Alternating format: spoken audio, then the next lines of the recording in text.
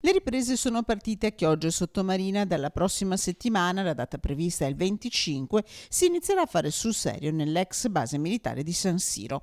A un anno dalla chiusura definitiva dell'hub, che per 3 anni ospitò i migranti in arrivo da Lampedusa, si volta a pagina.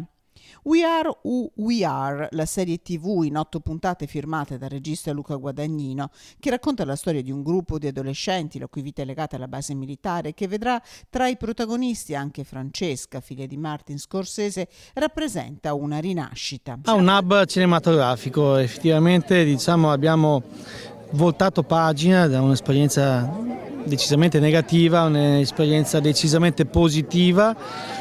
Dalle stalle alle stelle, in poco tempo, e effettivamente sta andando molto bene. Ristrutturati 7 ettari di base, molti degli edifici all'interno, e dopo la riapertura dei porti, sulla gestione dei migranti che con l'hub ha messo in ginocchio per 3 anni tutta la zona definita il distretto del profugo, il sindaco è chiaro.